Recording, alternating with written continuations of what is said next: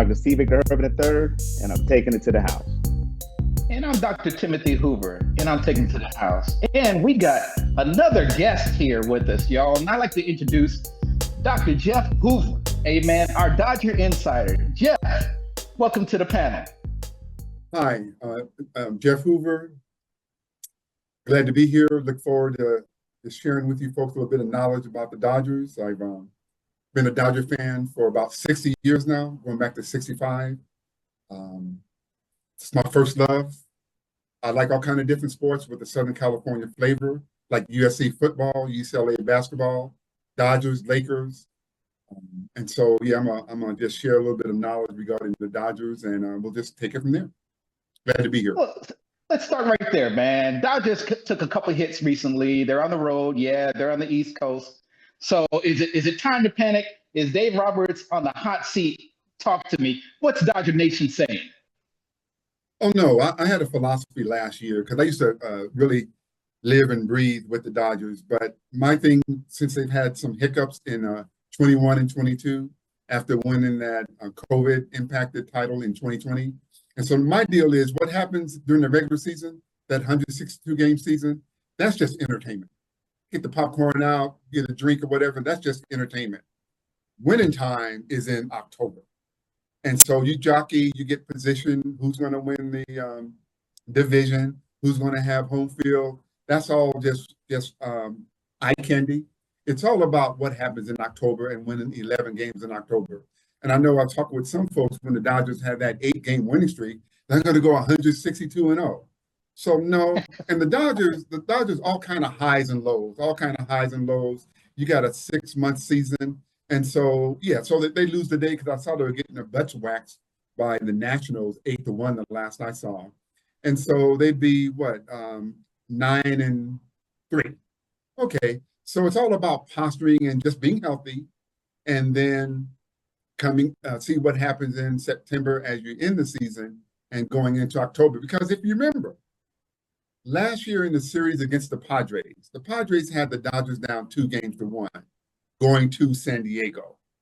And then Roberts, actually his contract, last year of his contract, so the speculation was if the Dodgers didn't win that series, Roberts probably would not have been back. And so, okay. and the Padres had the best record in baseball the second half of the year, and the Mets, et cetera. And so I, as a diehard Dodger fan, was little leery of the series against the Padres. And so, yeah, so what happens in April and what happens in August, it doesn't really matter. It's all about who gets those 11 wins in October. So not time to panic at all. So that's good. That's a good point. So I guess that may be for the lens of champions, such as us, that we can talk about April, May, June, July, August, September means nothing until October, because as a fandom, it's us, the Yankees, the Cardinals. I mean, these are teams that are built for postseason. So what you're saying, it's too early in the year for us as the Dodger fan, a champion-bred organization, to even buying too much of this 162 and do. Just get to the postseason. That's where all the money went, buying all these off-season free agents, reloading. That's what I'm hearing you say. That's where we really get serious right now. Hey, it's just the appetite.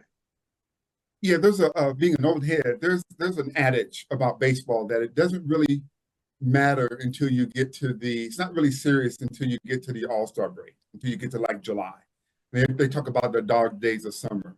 And so to this point, Tim asking about panicking, if you look at the Mets going into June, they were terrible last year. Absolutely terrible. They made a couple of tweaks, and so then they, did very well and then took us to 6 games in NLCS. And so, yeah, the key thing is being healthy. And you look at our rotation.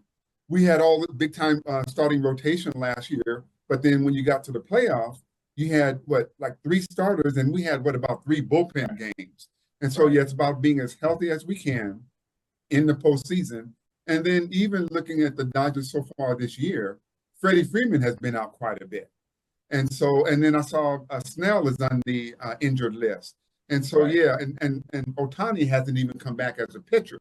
And so there's too many variables. It's way, way, way too soon. So, yeah, things will be fine.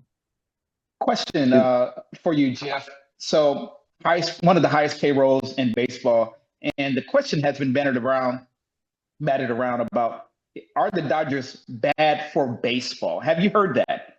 And what does that mean? Are they bad for baseball? I have a take as well, but I want to hear your take. Yeah, the ones who say the Dodgers are bad for baseball are non-Dodger fans and non-Dodger team. I mean, the Yankee manager, Boone, had the nerve to talk about the Dodgers and how bothered he was, number one, about the Dodgers bragging and some videos that came out after the World Series.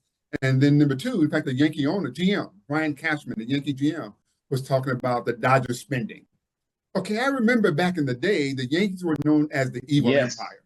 Yes. Okay, and so when you look at it, there's no poor owners. And there's a little bit of revenue sharing when it comes to certain things. And so it's all about, is your priority to make money as an owner, as an organization, or is your priority to win or to do both? And so are the Dodgers bad for baseball? No, you look at the Mets are upping their game. In fact, I read an article about the Cubs. They've got a wealth of revenue coming in. It's all about the revenue coming in and how much of that are you going to put into your organization, into your players, into the minor leagues, getting a quality manager. Because you look at it, the manager of the Cubs, Counsell, he used to be the manager of the Brewers. His salary is like $8 million a year. He hasn't won squat. And so when you look at Roberts, he's signed a new contract and he's like 8.5 million a year, and he's won 2 titles. Now, some people will say, yeah, but he's got the best roster in the majors. Okay, that's not his fault, because you got to manage egos, you got to manage psychology, you got to manage all kind of different things, who's going to play and win, etc. So everybody can have the same level of talent, but it's the manager has to bring that out of them. And to the point, and it's sort of gone on a tangent, but just made me think, when you look at how Roberts managed the bullpen in the playoffs last year, masterful. He can teach a master class in that. Absolutely masterful. I don't know where it came from, and the stars might have just aligned, but absolutely masterful. And I didn't think he had it in him. And so when you look at what he did last year, he should be golden. And so in a nutshell, and I know I wasn't concise, but the Dodgers are not bad for baseball. Everybody else needs to step their game up. Yeah, you hit on it. Exactly what I wanted to say. There is no poor owner. There is no poor owner. So if they want to spend, they can as well. Got to be a destination point too. You got to have a draw. And Ohtani has done that for us. Now we're getting the Japanese influx. And you got to have a great culture, where everybody will want to be able to come in and be able to fulfill whatever their goal is, their personal goals, as well as their team goals. And Dave can do that. I don't know who the owner is for the Dodgers anymore, but I trust in Dave and what Dave has built, and look at how people want to come to them. But every owner can spend. The Dodgers have figured out the fiscal aspect of it, where you can defer money and pay later. But look, Ohtani was great in Anaheim. He was great in Anaheim. He could be great anywhere, but he wanted to go another 50, 60 miles up the road a piece. But look at how comfortable he looks, and so humble as well. Mookie Betts coming over from Boston. He could have went anywhere, but he came over in a trade. Mookie came over in a trade. Yeah. But he stuck with us, and Mookie looks like a Dodger. He plays like a Dodger, and he doesn't mind going anywhere to play. And my point is, Snell, all these other guys, it's a great destination point. People want to come and play with the Dodgers. Vic, I didn't want to cut you off, but I know you had something wanted to say on that piece. We talk about that there has not been a back-to-back champion in baseball in about 30 years. Now, is the Dodgers the best team to do it if it happens? And if there is a threat for a back-to-back, what do you see that being? You say a threat to back-to-back. What threats, other than injuries, do you see any flaws in the current roster, how we're playing? I mean, granted, it's an early season. However, they talk about the stats that it's been forever since there's been a back-to-back champ in baseball. Right, since the Yankees won like 3 in a row in the late 90s. And so the biggest threat to the Dodgers is their health. both in the field and especially in the pitching on the mound. But also, and Dave says this all the time when he opens up spring training, the Dodgers are the hunted. It's easier to be the hunter than the hunted. Nobody expects anybody else to win but the Dodgers. And they've carried that mantle because they've been to the playoffs, I think, like 14 years in a row and only won 2 titles, and one of those were tainted with COVID. And so they are the hunted. And so you look at Washington, kicking their butts the first 2 games. That's like their World Series. Washington is not going anywhere. You look at the Padres. So the Padres, if I can regress a little bit, the Dodgers' historical rivals have been the Giants, going back to the Brooklyn, New York days. And so it's been the Giants. But lately, over the last 5 years, it's the Padres. And so the Padres are sort of like the little brother, where or the only son and the dad, they have that competition, and the little brother gets hammered all the time. Then he mans up and starts winning. So when the Padres took us out, I believe it was in 22, they swole now. They don't fear the Dodgers at all.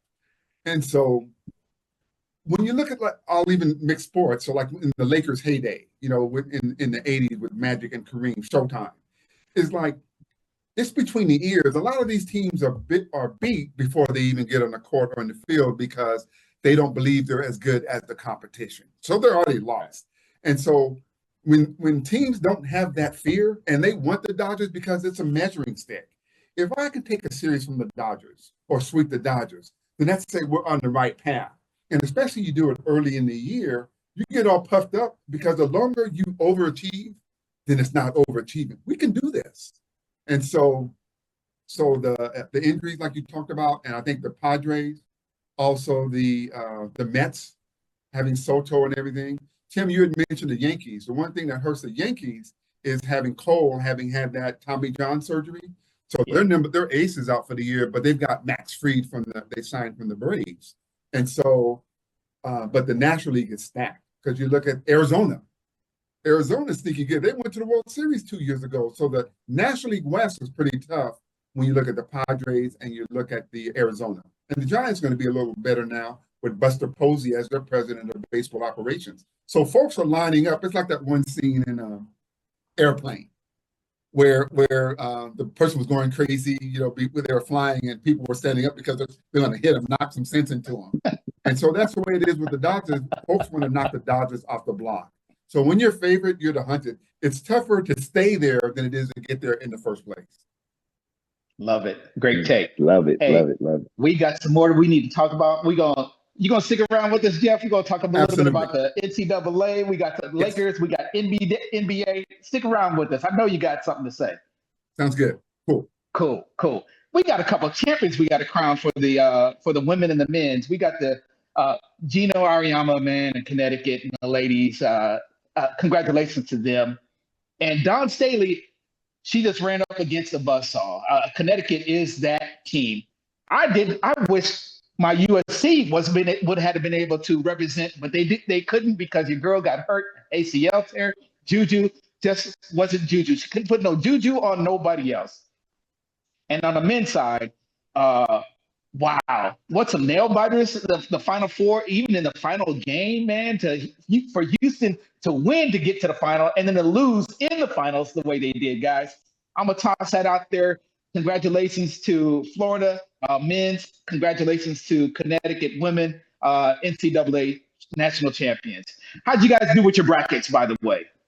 My bracket got ate up. I had pulled St. John's. I'd called St. John's early. So once they got booted, I was just a dead man walking. But, I do from the women's side, we talked about it last week. You've come to really know these women NCAA players a lot more now than the men because they're giving you 2, 3, 4 years. I love that the media is giving the women's game a lot of attention because you start really get to understand them, the stories. You're understanding Paige's journey, and then Juju going down. And I really wish, just for the tournament itself, because you already know the superpowers. We talked about the Evil Empire. Some may say that's UConn, and they may also say that's University of South Carolina with Don. But to watch the young upcoming Juju and what USC was doing the last 2 years, it just hurts to see her go down. Yeah. I know injuries are part of the game, but to see what they would have done in that Final Four. Would have been great. So I really believe us as fans missed out on a great opportunity because, as you shared with us before, the ACL injury is a hard one to come back from. So we can't expect it's going to be the Juju next year this time. So that means she may miss a whole another year. A whole another year USC basketball, women's basketball that had not gotten that much attention since Cheryl Miller. And so it's definitely going to hurt the game as Paige graduates. You have your players from South Carolina graduating, LSU. So Juju was becoming a new face like Caitlin Clark and Angel Reese was. So now this that gap that'll happen there. But I'll pause it. What do you think, Unc, as far as the women's side? Yeah, good points. In fact, I've become more of a fan of women's basketball going back to Caitlin Clark 2 years ago when they played, when they played LSU. And so I got on the bandwagon. And so the last 3 years now, I've watched women's, primarily the tournament.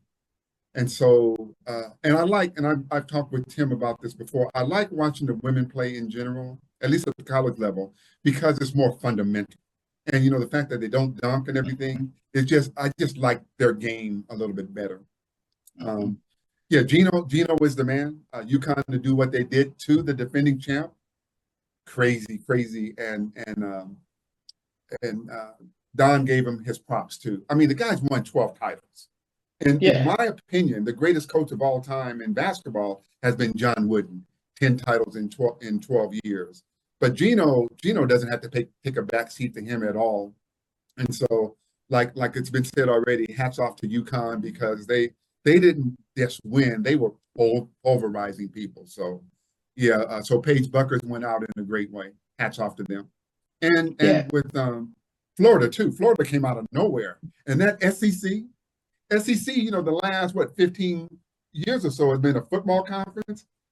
Those folks, they win baseball championships and they win the Florida's third title, this century. And so SEC is dynamite, and Florida did a good job. And that Clayton, I'm looking forward to seeing him in the NBA because the guy can shoot. He can just flat out ball. So looking forward to him. During this tournament, it's the first time I got a chance to see Cooper Flag, really pay attention to him. And when I tuned in to the Final Four when they're going up against Houston, I was like, this dude, he's playing JV. He's playing against JV. The dude was 3-point, going off in the paint, dunking on whoever he could dunk on. I was like, he got to have some brother in him. That's got to be a brother in him somewhere. The way he played, just street ball. I know he been with the brush. Made my ass, okay? He ain't come out of Maine. He came off the blacktop of Philadelphia, somewhere in the ghetto. The way that he plays, the boy can ball. So I tuned in and was checking him out, man. I was like, I'm going to turn this off because Duke going to blow him away. I woke up the next morning. What?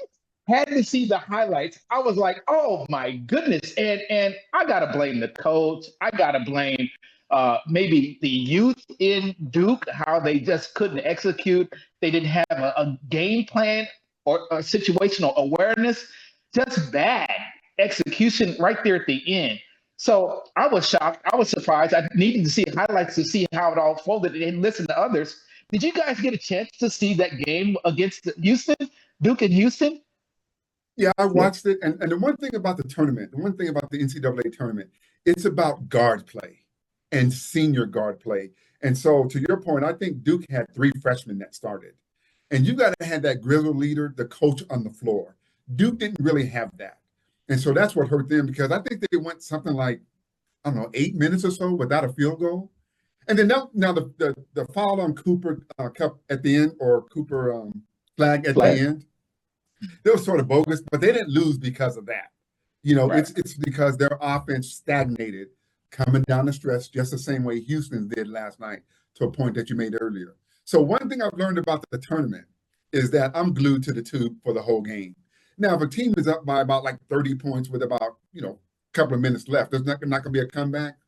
But like we were talking about off air, when you look at the 4 number ones in the Final Four, and then you looked at all 3 games, and then the one that was leading at the, what would they say, like the last TV timeout, it's some for the 4-minute mark, the team that was leading at the 4-minute mark wound up losing in those three games.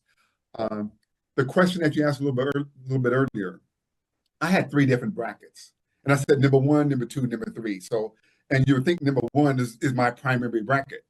My number 3 bracket was the best. I all Final Four teams, and I had Florida and I had Houston in the finals. I had Houston winning. So, still looking at that bracket, I'm in like 98.6% as to what I chose. So, but my number 1 was the worst one. So it was crazy. That's what I like about the sports in general, but especially the tournament. It's so unpredictable. Totally unpredictable. You don't know what talk about unpredictable. I mean, I watched that game last night, and I just knew by the time Houston got up with 12 points in the fourth quarter, less than double digits left, it was less than 10 minutes. I said, okay, Kelvin Sampson's coach team, they're going to do this in. They did it against Duke. They're coming to take it. And I was going for Houston. I really wanted Kelvin Sampson, who has paid his dues in the NCAA. I mean, he paid his dues. And as you spoke about, 64 teams in the NCAA tournament, that is a grueling schedule. So it's not a problem. So we do have the Blue Bloods, the Kentuckys, the Dukes, the North Carolinas. They're getting down there every year to the Elite Eight, the Final Four. I mean, that says something. So for Coach Sampson to have those guys, they saw it right there, and the article said they led except for 65 seconds of the whole game. Wow. And it's the most important 65 seconds. I mean, that was gut-wrenching. And the way you talk about being composed, you talk about senior guard play, they had 19 seconds left to put in a play, to set up, and it seemed as if at that moment they forgot who they were. And that panic. 19 seconds, and you almost do a travel. I mean, it was just I wanted more. I don't know what else I could have got from the game. I mean, it's a very exciting game.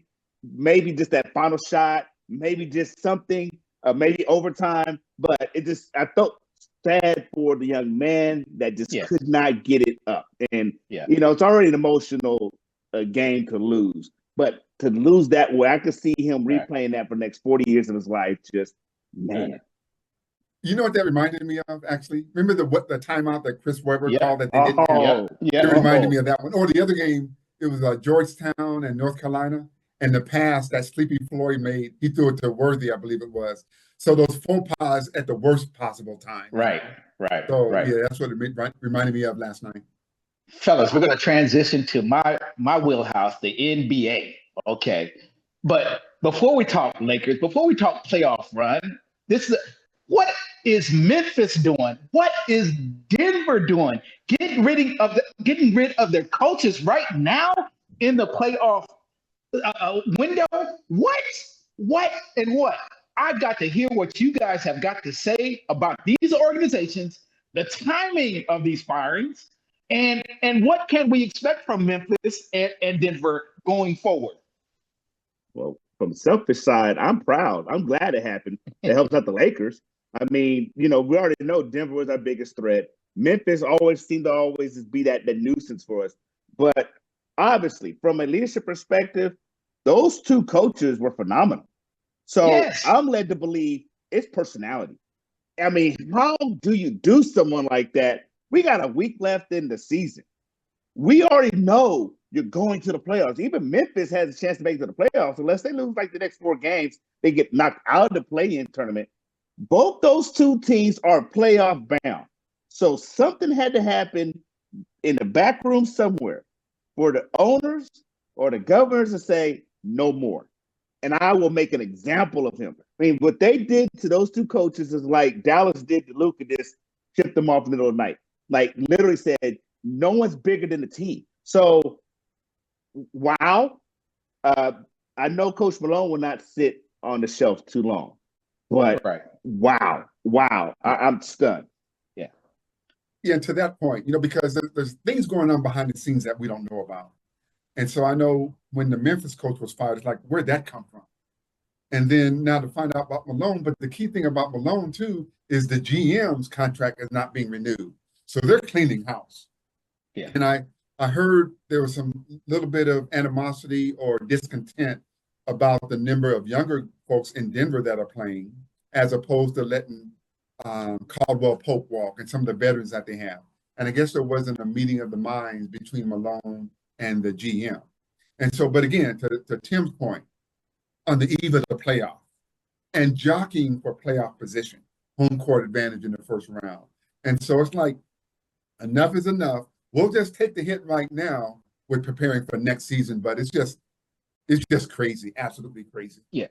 I need somebody to be the adult in the room. Okay, and here's my point of reference when Kobe, Shaq, and Phil, when they were going at it. I need somebody, okay, y'all act right before I come back there and spank both of y'all.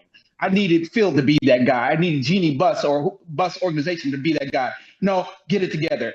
So going to Memphis and going to Denver, using them now as my point, I don't care what the GM and the coach are bickering about. I need somebody to be the adult and say, y'all get it together. We're going to make this final push. We'll talk about it later.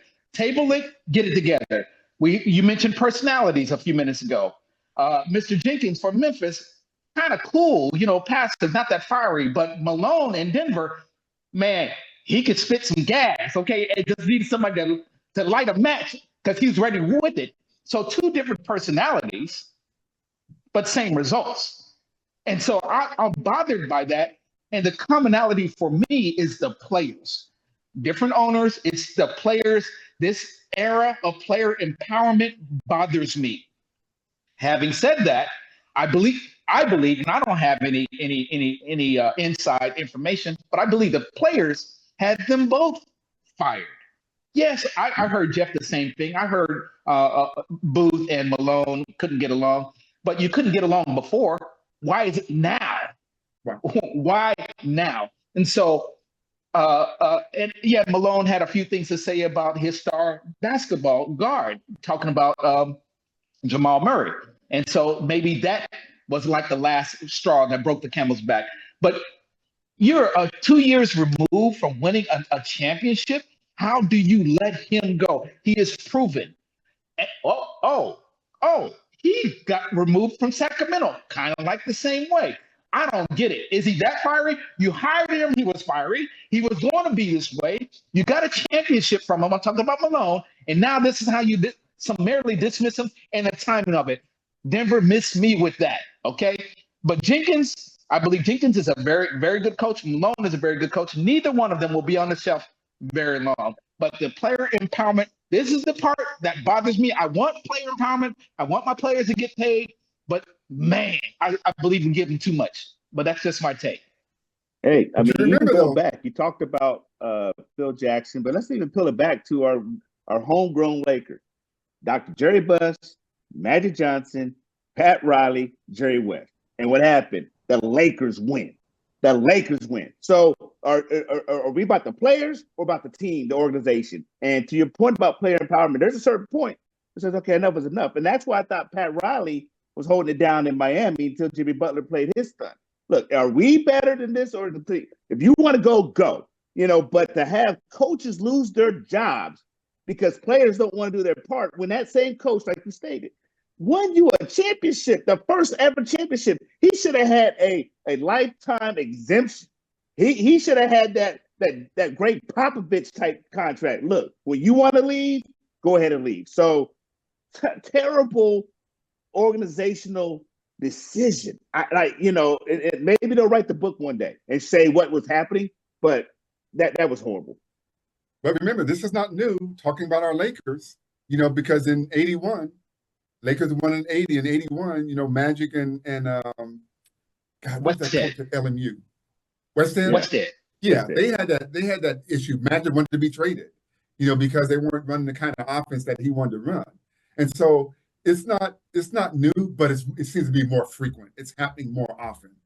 And but was he fired before the playoffs?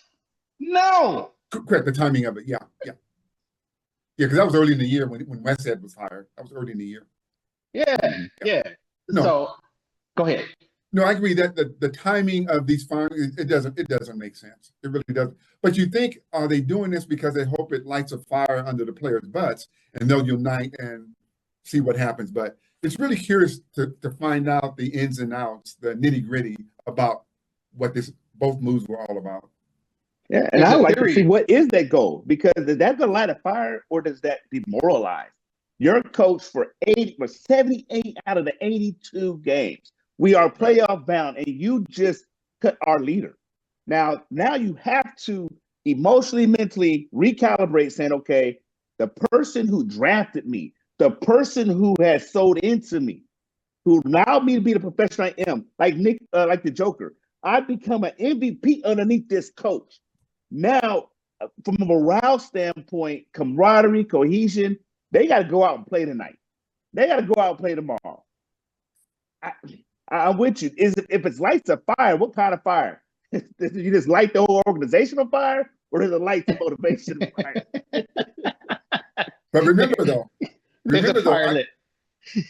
yeah, Denver has had like a 11-13 record since the All-Star break, and so desperate situations require desperate measures. And so, these folks want to try to salvage something here. Because I think in both cases, they went with an interim coach, assistant coach who's on the roster already. It takes over, which makes sense. But it's just a gamble. It's a big time gamble. But again, neither team was a serious contender for the title anyway, let alone the conference finals. There's a theory floating out there that these teams didn't see their championship, them lifting the Larry O'Brien trophy, so they wanted to get ahead of getting a coach later. So resetting their culture later. I hear that, don't understand it, and I do not agree with it because of the timing. You need, like you say, all the generals, all the foot soldiers, everybody get together. This is the mission, this is the game plan, and this is how we're going to battle.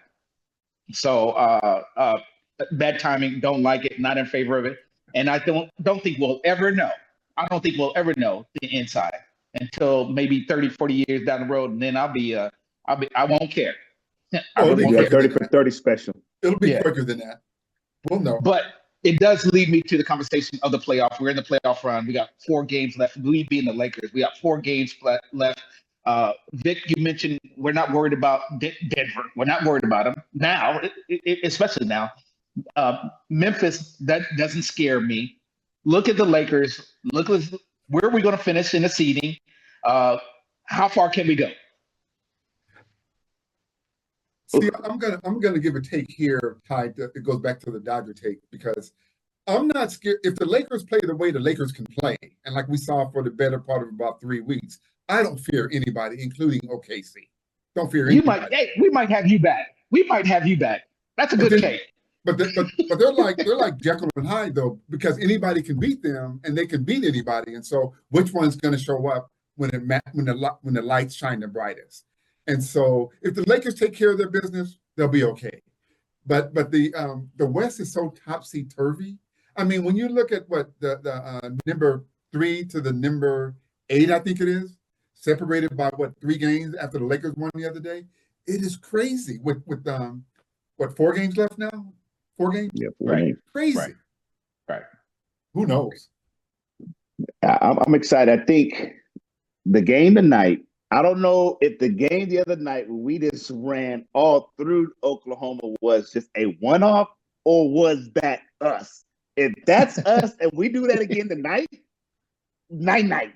Put them on the bed. Steph Curry, it's done, because we'll take Houston. And if we can finish off strong, we even go 4-1 or 4 when the next 4, we can actually secure the second seed, because we do play Houston one more time, and then we'll get the tiebreaker. So it'll be exciting. But I do like what you said, Jeff, as far as do we fear? If we play that ball, you got Luka, LeBron, and the last couple of weeks, LeBron has not been the top scorer. It's been Luka and AR-15. Yeah. So LeBron's still getting his sea legs together. So I'm trying not to get too excited, because I got the NBA package this year, and I've been watching these games at Eastern Standard Time. I will be watching it still so you get off the show tonight. So I'm all in, but I do believe we can secure number 2 or 3 seed, especially now when Denver just did their thing, and watching Golden State's scary. Lower your expectations for tonight. Questionable was LeBron. Questionable was Luka. Questionable was AR-15. Rui is not playing. Dorian Finney-Smith, questionable. So wow. I think their intentions was to get a split.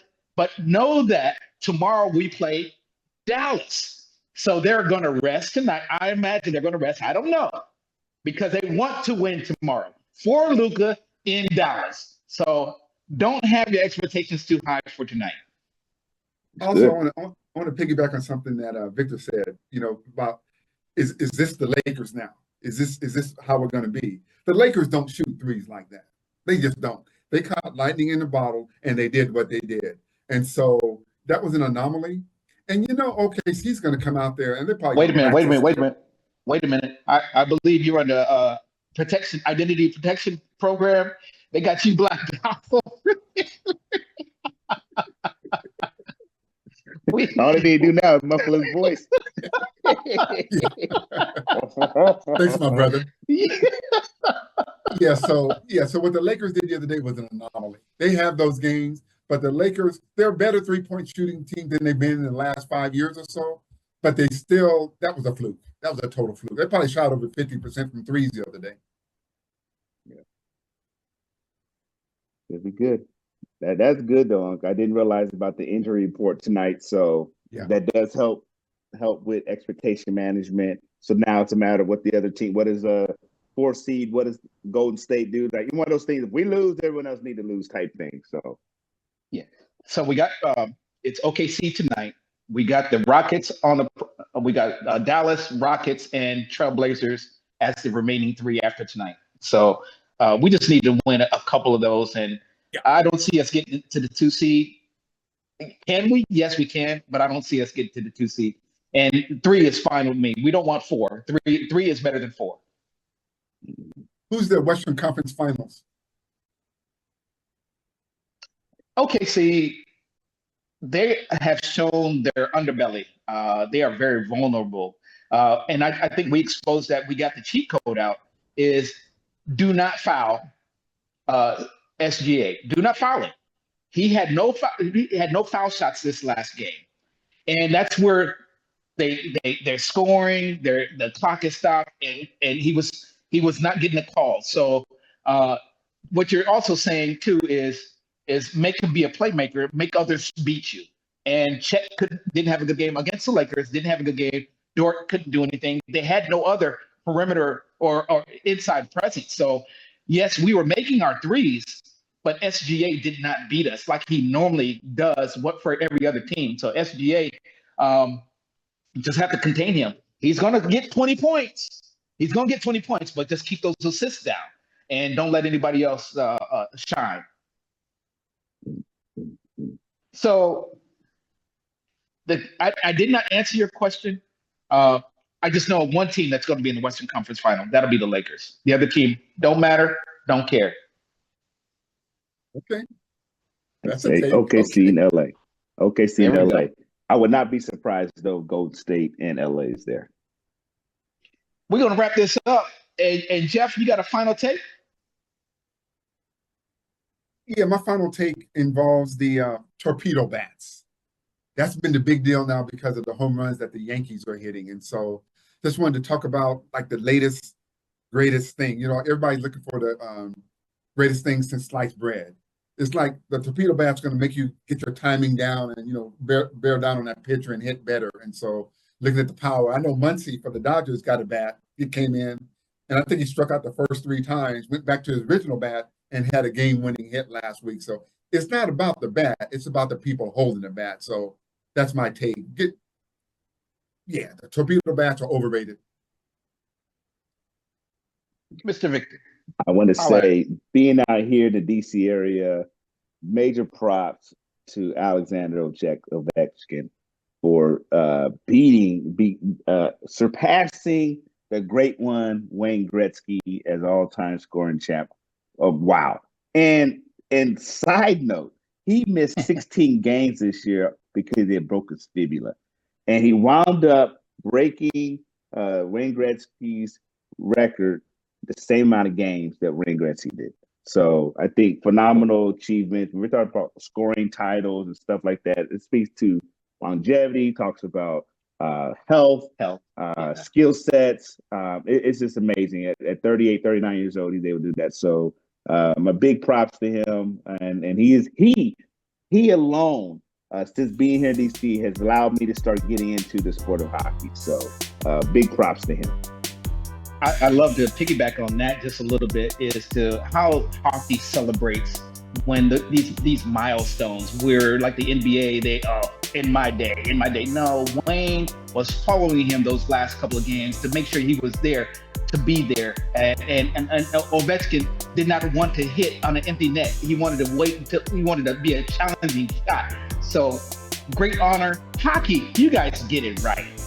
My last take is to my mother, you had a heavenly birthday on the 3rd. You were born in 1934 and we just celebrated. And I know you're up in glory with Dad, celebrating with my sister, his mother. I just want to wish you a happy heavenly birthday to you. I love you. And to our fans out there, tune in next week. I hope you enjoyed the show. My brother, my nephew, my family. And behind the scenes, our producer who does magic, we're out. We're taking it to the house. Take care, folks.